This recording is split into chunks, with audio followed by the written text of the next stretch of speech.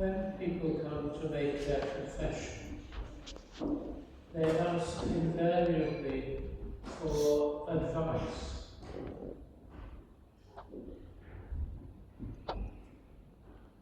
How do I stop doing this? How do I stop doing that? For those under the age of 90, lust is a big problem. After 90, it's not so much of a problem. I haven't got there yet. How, someone will say to me, how do I stop? How do I stop? The answer is in today's gospel. The eyes. You stop by not looking at things you shouldn't be looking at. I don't mean just porn. We all know we shouldn't be looking at porn, which degrades both men and women, and in this day and age, children and even animals.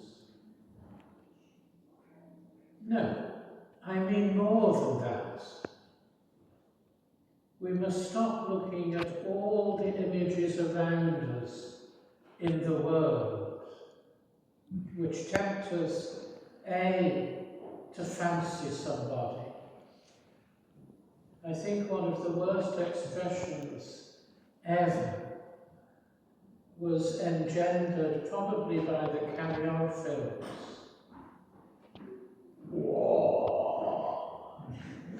When a man sees a half-dressed woman and goes,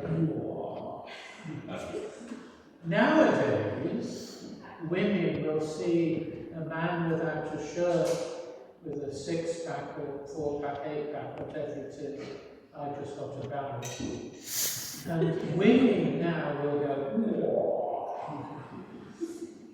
and it's usually followed with, look at that. The eyes.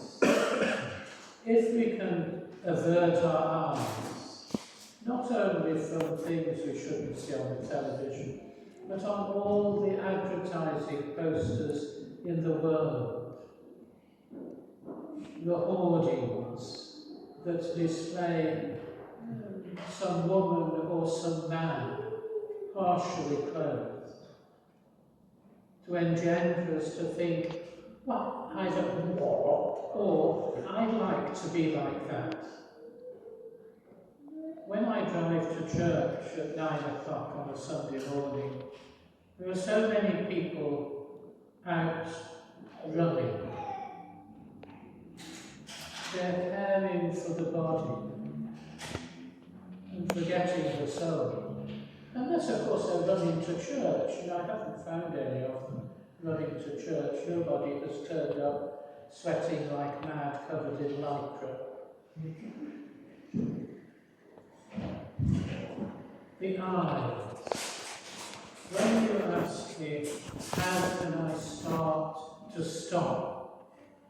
My answer is, guard your eyes. Guard your eyes. When I was an adolescent, in order to see anything even vaguely sensible, you either looked at a medical book, or somebody at school had managed to get hold of a magazine, and it was passed round.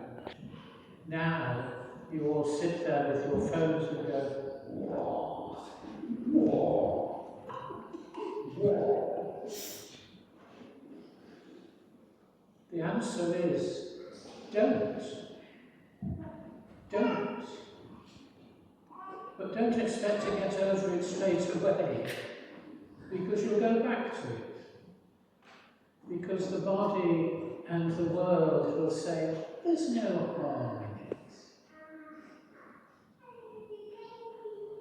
it. There used to be a saying, it's all right so long as you don't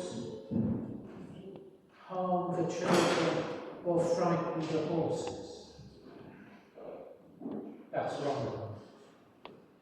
The harm which all of these things will do is to me, to you.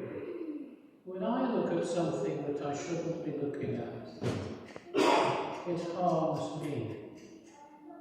It harms me.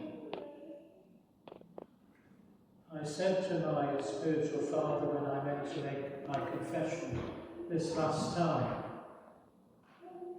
that when I look at things on YouTube, to which I'm directed by something on Facebook, I can look at the great holy thing that's there, and the next thing is some woman taking her clothes off, or some man taking his clothes off. And they come up too often, I said to my spiritual father. His reply was, Father, they don't come up quite so often if you don't pause on them. Caught.